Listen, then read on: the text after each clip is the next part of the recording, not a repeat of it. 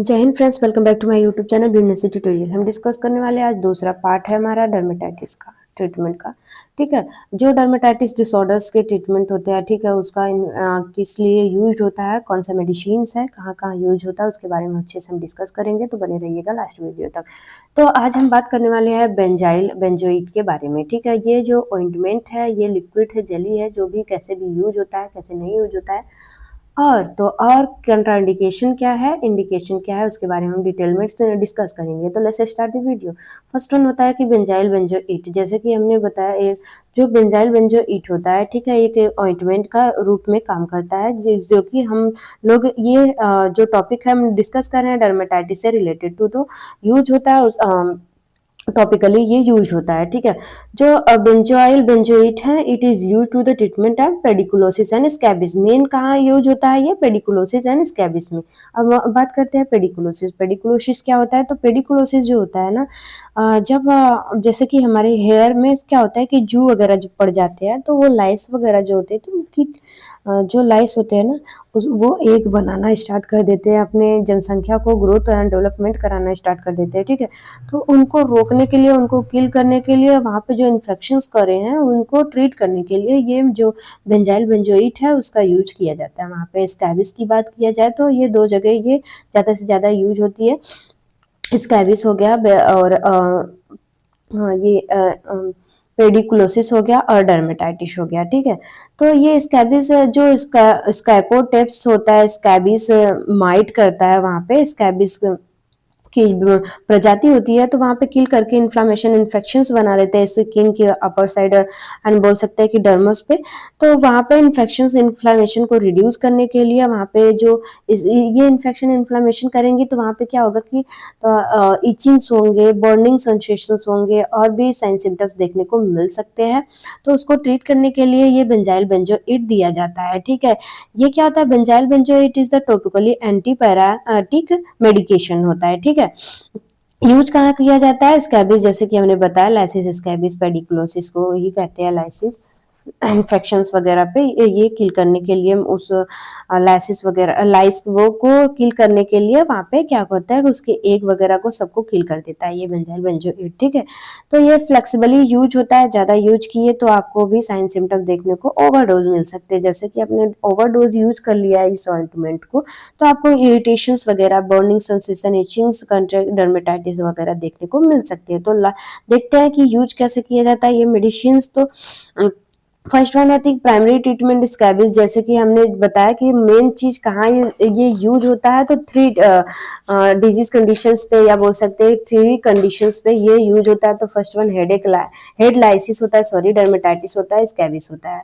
या बोल सकते हैं ये पेडिकुलोसिस होता है। ठीक है, यहाँ पे ये यूज हो जाते हैं। ठीक है, वहाँ पे क्या होता है कि जैसे कि हमने पिक्चर्स में फर्स्ट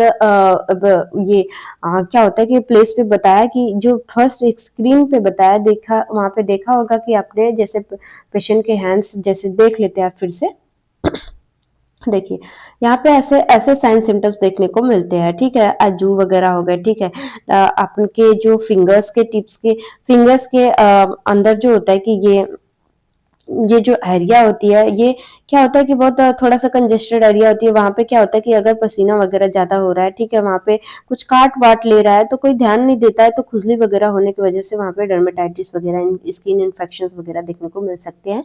तो ऐसा रेडनेस वगैरह हो रहा है, ठीक है, किसी चीज के काटने की वजह से, तो प्रॉब्लम क्रिएट हो रहा है, तो आप इसको यूज कर सकते हैं। अप्लाई कैसे करना है? तो ये जो मेडिसिन होता है, अप्लाई किया जाता है, टॉपिकली यूज की जाती है, लोशन के रूप में यूज की जाती है, डायोलेट करके आप लोशन के रूप में ये यूज की जाती है। ठीक है, अकॉर्डिंग टू द एज आप इसको अमाउंट में ये ले सकते हैं। ठीक है, यूज किया जा सकता है। ठीक है, ये टॉपिकली यूज होता है, इट मीन्स कि ये आप अप्लाइड कर सकते हैं अपने स्किन पे, covering the entire body with avoidings by eyes वगैरह। जहां पर भी ओपनिंग है, सीधे सीधे से फंडा समझिए, जहां पर भी ओपनिंग है, कटा पिटा है, वहां पे यूज नहीं किया जा सकता। ठीक है, ओके। जैसे कि आईज वगैरह हो गए, हमारे नेजल साइड्स हो गए, माउथ साइड्स हो गए, ठीक है, ईयर साइड्स हो गए, कहाँ जहां पर भी अपनी बॉडी का ओपनिंग है वहां पे यूज नहीं किया जा सकता है ये मेडिसिन से, नहीं तो आपको भी प्रॉब्लम क्रिएट हो सकती है ओवर। साइड इफेक्ट्स क्या क्या हो सकते हैं? Primary adverse reactions including by irritations, burning sensations and dermatitis, can be toxication and अगर अदर अदर टॉक्सिकेशंस मेन समझिए तो ब्रोकन इन्फ्लामेड स्किन हो सकता है, ओपन वुंड हो सकते हैं, हाइपर सेंसिटिविटी हो सकती है। आप राइट डाउन कर सकते हैं इसको, ठीक है।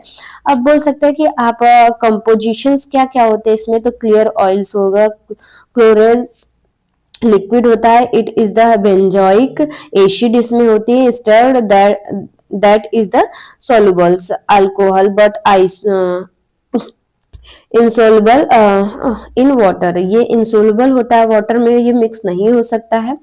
और ये जो होता है कि बेंजाइल एसिड से मिलके बना होता है, ठीक है, इसका ये कंपोनेंट्स होता है, क्लोरेंस लिक्विड होता है और बेंजाइल एसिड होता है, ठीक है, ऑयली होता है। ओके, और नेक्स्ट वन देख लेते हैं mechanism of actions, I mean कि इसका एक्शन कैसा सो प्ले करता है, रोल प्ले करता है, उसके बारे में हम यही भी डिस्कस कर लेते हैं। तो ये जो होता है कि ये मेडिसिन जो होता है कि ऑब्जॉर्व करता है हमारे जहाँ पर भी इचिंग्स एरिया है, जहाँ पे लाइस बाइटिंग एरिया है, वहाँ पे ये ऑब्जॉर्व कर लेता है। ऑब्जॉर्व करके वहाँ के नर्वस सिस्टम्स को क्या करता है कि पहले नर्वस सिस्टम को सेंसेट करके ब्लॉक्ड करके वहाँ पे जो भी एग वगैरह होते हैं उसके स्किन जो भी वहाँ पे लाइसिस वगैरह होते हैं उनको किल करने का काम करता है। ओके, नेक्स्ट वन होता है कि हमारा नेक्स्ट क्या है हमारा कंट्राइंडिकेशंस, हम कहाँ कहाँ यूज नहीं कर सकते हैं। अगर सीधे सीधे से इसमें फंडा है कि अगर 2 साल के अंदर बच्चा है कोई, वहाँ पे उसको यूज नहीं करने देना है और उस पे अप्लाइड नहीं करना है ये मेडिसिन। ओके, नेक्स्ट वन होता है कि ब्रोकन बाय मिड स्किन्स, अगर आपका स्किन जो होता है कि ब्लॉक हो चुका है, ब्लीडिंग्स वगैरह हो रही है, कटा पिटा है, तो वहाँ पे इसे अप्लाइड नहीं कर सकते, जैसे कि मैंने बताया कंट्राइंडिकेशंस में ऑलरेडी पहले। तो एलर्जिक रिएक्शंस वगैरह उससे हो रहा है तो उस वहां पर नहीं अप्लाइड किया जा सकता। अब सीधा सीधा समझ लो, इसमें हेडिंग नहीं है एडवर्स इफेक्ट के बारे में या साइड इफेक्ट्स क्या क्या हो सकते हैं इसके। तो मैंने समझिए इरिटेशन होगा ही, बर्निंग सेंसेशन होगा ही, स्किन पे ड्राइनेस हो जाएगा, स्किन एलर्जिक रिएक्शंस की वजह से वहां पे क्या होगा, रेडनेस वगैरह हो सकते हैं, ठीक है, हैवी डिफिकल्टी है से ट्राउजीनेस वगैरह हो सकते हैं, ब्रीथिंग